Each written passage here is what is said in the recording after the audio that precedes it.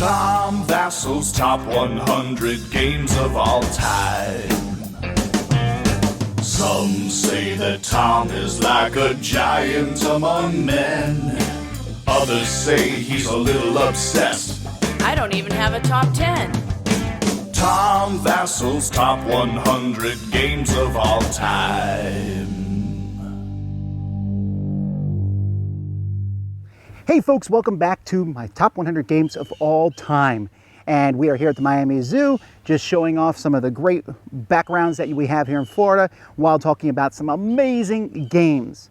Now, one thing I have to caution people about every year is that this is my top 100 games of all time. And this is 100 out of over 4,000 games.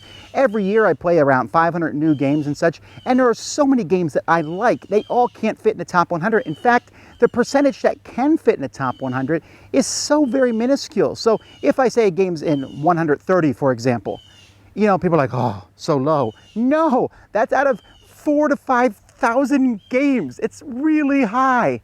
And even more so, if a game drops from like 10 to 12, first of all, that's nothing. But let's say a game drops from 10 to 80. People are like, oh, what a drop. Well, it's still in my top 100. It just means I'm not playing it nearly as much, and I tend, if I, you know, the way I look at these games, if I have these two games, which one would I rather play?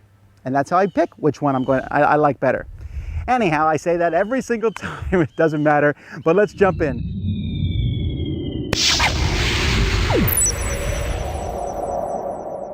Number 80 is Colosseum. This is the 10th year that Colosseum has shown up on the list. It was the highest when it first debuted.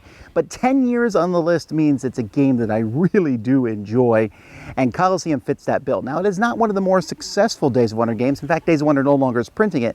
Tasty Minstrel's coming out with a version of it, but man, do I like this game. I love the theming of it. I love the fact that you're putting on a show. It's not just about fighting in a Colosseum, you're putting on some sort of production, and you need to get all the stuff. There's a good trading aspect to the game. There's a nice bidding aspect. I'm not a big auction fan, but this one does well. And then it's just a beautiful production. It also has a unique thing to it where you have 5 rounds of the game, and your highest score for any one of those 5 rounds, probably the 5th round, but not always, is going to be your score for the game. And so there's a lot of things to think about. You're trying to figure out, you know, there's a lot of future planning. From the minute you start that game, you're thinking about that biggest final show you're going to put on.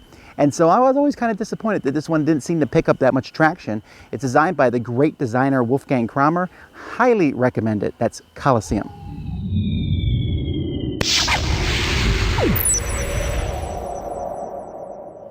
Hey, now this is a game that's been on my list the entire time I've done this. This is the 12th year, and that's Dungeon Twister. Now, Dungeon Twister was even in my top 10 at some points, and it's still a game that I feel is very unique. In fact, we just talked about this in my top 10 unique games, because the concept of Dungeon Twister, where you have these rooms that are twisting around and you're going through and fighting and playing, it's almost like a football sports style game. There's really a lot going on in this game that just makes it really enjoyable to play.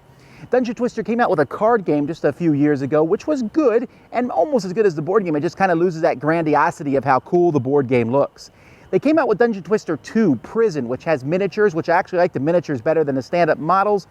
Problem is, they never really added all the cool expansions that they added to Dungeon Twister. But before I go, I should mention Dungeon Twister has one thing that's really neat. It is almost devoid of luck. That's fascinating for a fantasy game that's really not about dungeons and not really about Twister either. The dungeon rooms twist. But the fact that you can go in there strategically, the designer swears to me he can beat me every time he can play me, and that's probably the case. Definitely check this one out. You can buy an expansion, it makes it go 3 to 4 players, but it really is best with 2, Dungeon Twister.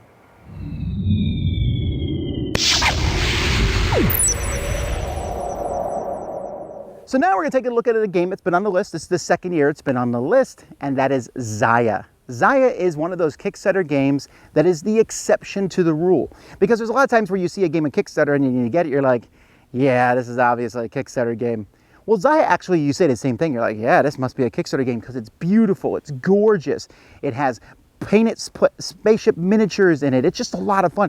The reason I like Xia so much is because it's currently the best game at being a sandbox game. See, when I play computer games, I love Roller Coaster Tycoon, Sim City, Civilization, because I can do whatever I want. Well, Xia lets you do the same thing. You want to be a pirate and attack other players or a neutral merchant ship going around? go for it. You want to go attack pirates and arrest them and be a law-abiding police officer? Go for it. You just want to be a trader? Go for it. You want to go explore and accidentally fly into the sun or find other neat things? Go for it. The game lets you do all of that. Now, the rule book is a bit of a mess, and the game can go way too long with more than 3 players. But with 2 or 3 players, this is an incredibly fun experience, and I get very immersed each time. The galaxy is built in a different way. It has a very gorgeous look about it, and it just shows that, wow, the designer loved this game, and it was his first game, and yet just kind of came out of nowhere. Didn't feel like anything else. Definitely recommend it. Zaya.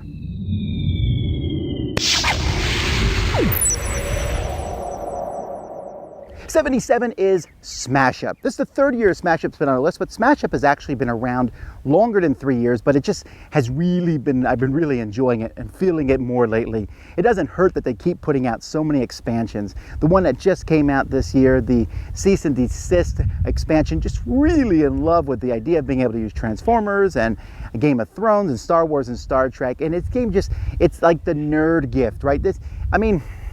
We don't necessarily like to be called nerds or geeks, but this is one where, who cares? It has all that stuff. I can be Ghost Star Trek.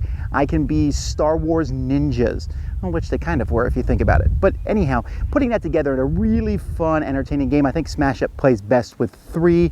I even like the Munchkin expansion for it. This is one of those games that almost I could call a guilty pleasure, but it's really worth it in the long run. There's just so much fun, entertaining. The artwork is good. The whole thing is just a smash up of entertaining fun. So, Smash Up.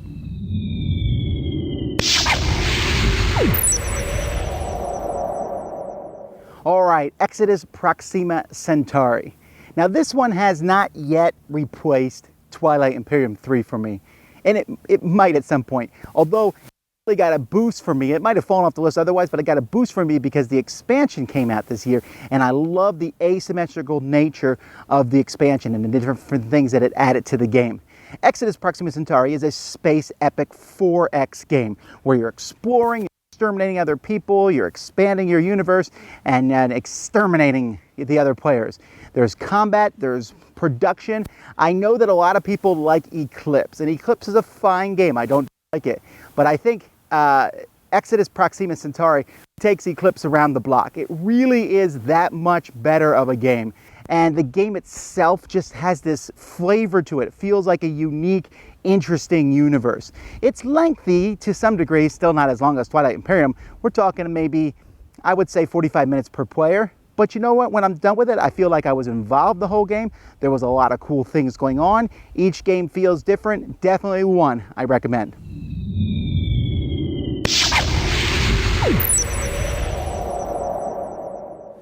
Okay, now this is one I might get some flack over possibly, and that is Memoir 44. And once again, I need to remind people that games in the top 100 are amazing. But Memoir 44 was as high as my number 2. It's been on my list all 12 years that I've done this. It is an exceptionally amazing, cool war game in which one person is playing the Germans, the other person is playing the Allies, or it could be Russians against the Germans, or it could be Italians versus the Germans, or Japanese. There's so many different sets out for it. But what really sets Memoir 44 apart is how simple it is. You just throw some pieces up there, you fight each other, you roll dice. It uses the commands and color system, and I love the commands and color system, and this is an excellent one in that series.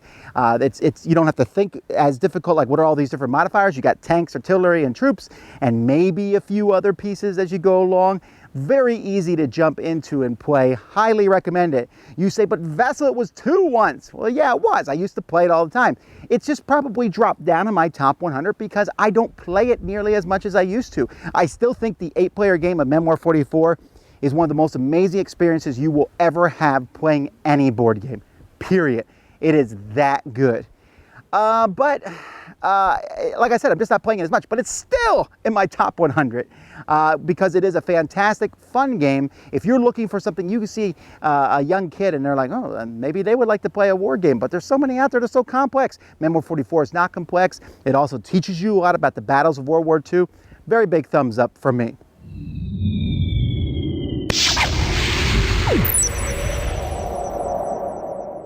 Lords of Waterdeep makes my list once again. It certainly doesn't hurt to have the expansion for the game.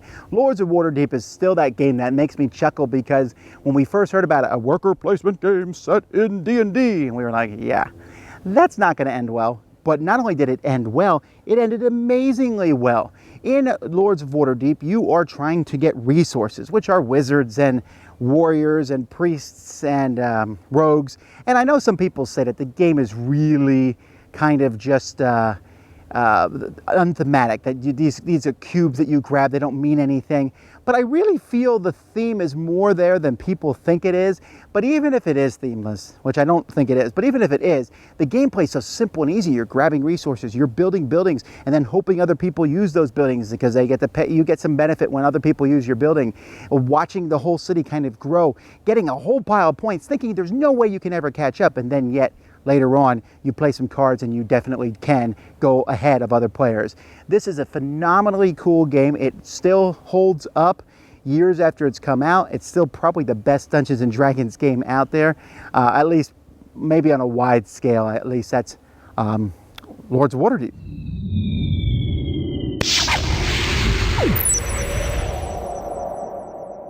Number 73 is a game that I got last year, and it didn't like blow my mind maybe on the first playthrough, but each successive time I play it, I'm liking it more and more, and that is Automania. It's new to the top 100.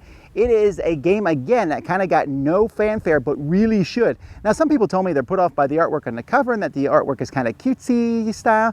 I don't know, man. I don't mind the artwork, first of all, but this game is a solid game. In this game, you're building cards and cars and selling them. But what I love about this game is that you can get a car and you can sell it on the very first turn. I mean, you're going to obviously make more money as time goes by, but you're building up these little conveyor belts. There's a really cool worker placement thing where you can place more workers than somebody else. And there's like a row column thing where you put a worker and you take any tile in that row, and some rows give you special abilities. Some tiles will help your cars be better, and you're trying to figure it out. You're trying to whether to sell to the American market, which has more money, or the European market, which gets you more victory points. You probably want to sell to both markets as the game goes by, trying to beat everyone else, have the best cars. The gameplay is very simple, plays pretty quickly, and yet offers some depth and just some really straight out enjoyment. This is a game which I want to shout from the hills, check this out, because it feels like very few people are talking about it, but I love it. Definitely one I can't wait to play again, Automania.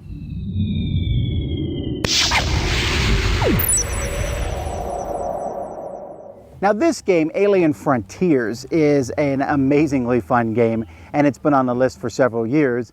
The first year it actually didn't make the top 100, it was like 123, but slowly and surely as time goes by, I find myself enjoying it more. Now I know they're putting out a big box edition of this game soon that has all the different expansions. I've only played with a few of the expansions, the faction expansion, which I really like, and I know they added more faction packs, and I'd love to see those at some point, or even take a look at the rocket dice. The initial batch didn't impress me much, but none of that matters. The original game from a company that is now pretty much gone, Clever Mojo, actually they've been kind of rebirthed as another company, but Clever Mojo took this idea of dice as a placement thing. We already had seen it a little bit in a game called Kingsburg, but Alien Frontiers took that and added more pizzazz to it to some degree. Where you were, the high numbers were good for some spots, low numbers were good for other spots, having the same number, and there were different strategies to victory. There were ways where you could kind of hit the other players, but also ways to defend against the other players. It felt interactive, and it just had a gorgeous look to it, almost kind of a retro settling on Mars type aspect to it. Very entertaining game. This is one that has been out for a while, and yet I still think if it came out today, people would be amazed by it, how good the game is. Also, it helped bring in Kickstarter for good or for evil, so you might hate Alien Frontiers or love it for that reason. Whatever. Alien Frontiers.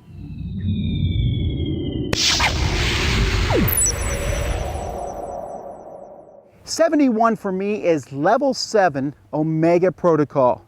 Now, Level 7 Omega Protocol did something that I was really pleased with. It took XCOM and made it a board game. Now, yes, I know that Fantasy Flight made XCOM the board game, which is a fine cooperative game, but that one takes a look at the overall thing. The part of XCOM I remembered was where we went into a base and we're like, oh, where are the aliens? Yeah, that's how this game plays. One person is the aliens, and the aliens are coming out of ducts. The aliens are bursting through doors. The aliens are all over the place, and the other players are playing Marines who are tasked to blow these aliens up. And so there's beautiful miniatures in the game. If you've ever played Level 7 Escape, this has nothing to do with that awful, awful game. I almost didn't play Level 7 Omega Protocol at first because of that. But as time went by, I really found myself enjoying this game. It's been on my list for a few years now because it just has that fun of, it's like Descent, but in the future. Really great game, Level 7 Omega Protocol. All right, well, we are basically 1/3 done at this point in time, right?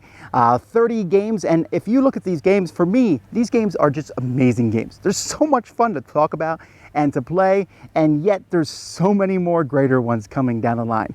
Oh man, we really do live in such an age of amazing board games that we get to make these lists. Tell me in the comments where I went totally wrong on this list, why I'm surprised that something is so low or so high. Again, remember, it doesn't matter where, okay, and it doesn't matter how many times I say that, people are still gonna say, only 73? It is what it is. Folks, thanks for watching. Until next time, I'm Tom Vasel, and you've been watching the top 100 games of all time. Thanks for watching. To see the rest of the top 100 lists, check out our website at dicetower.com, where you can also find The Dice Tower, the premier podcast about board games. I'm Eric Summerer, and you've been watching Tom Vasel's top 100 games of all time.